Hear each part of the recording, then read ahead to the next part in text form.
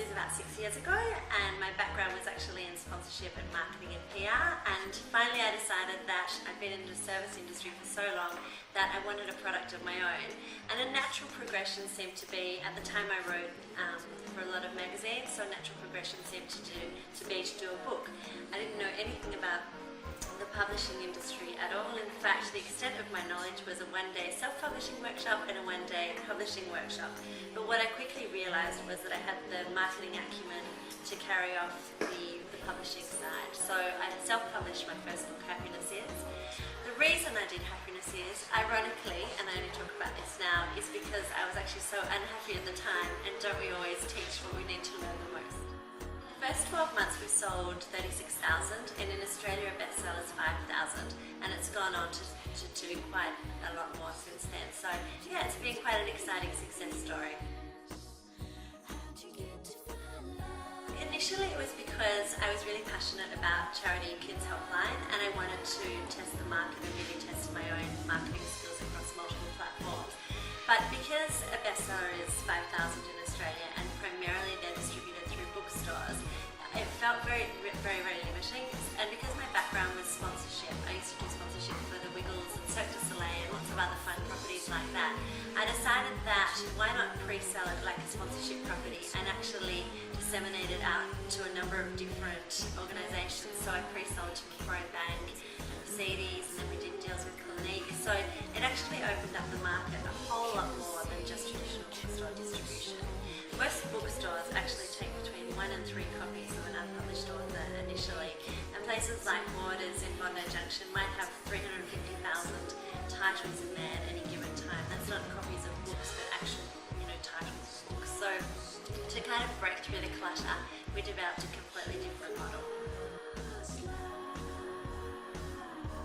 So many companies use kind of inanimate objects like golf umbrellas and coffee mugs and squeeze balls, and I just thought, if you can create a beautiful book such as Happiness Is to use as a premium or incentive or gift or reward, it's something that doesn't necessarily need to cost the corporation much more than a squeegee ball would, but it's actually something that can inspire and motivate and tick off a lot of boxes and drive their objectives. So that's what really excites me, and I guess that's really where my passion is. Perfume had a perfume called Happy Hearts, so it was just a matter of finding the right fit. So there seemed to be an obvious synergy. Happiness Is has 300 Australians and 65 photographers, and Clinique at the time, their whole objective and key drivers were about reaching out to the same demographic and displaying that they were wholly Australian. And so their perfume retailed for $130, I think, and the book retailed for say $35.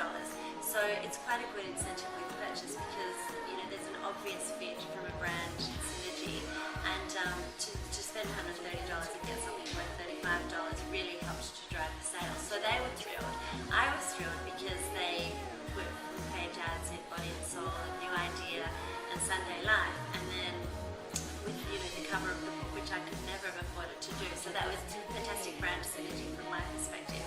And then they put it on the counter in Myer and David Jones, so it gave it a much bigger presence as a self-published author at the time, and really achieved objectives.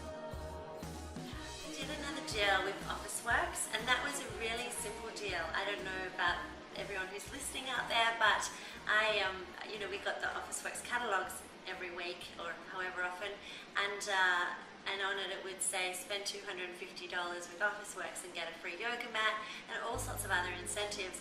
And I'd actually written another book. My second book was called Cubicle Commando, which is a business book, and I saw a really good fit with Officeworks, and I sent them, I just literally picked up the phone, made a cold call and says who orders the incentives, and they put me straight through, and I said, look, have you considered doing a book?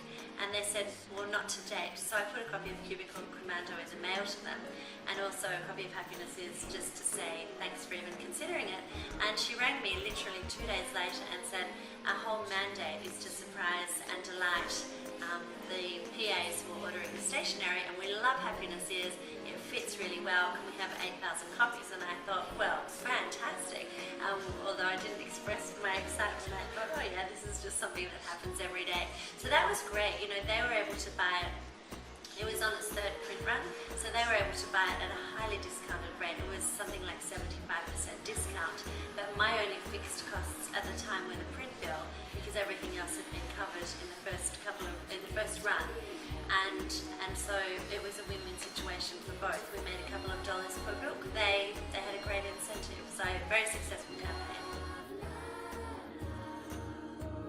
This is a really exciting model, and there's certainly a huge opportunity for other people to go out and do this themselves. We help individuals and corporates to produce books as marketing tools for themselves. So you can visit our website www.themessengergroup.com.au, and that gives a lot more information about how to approach us, and we've got a whole array of services to help there.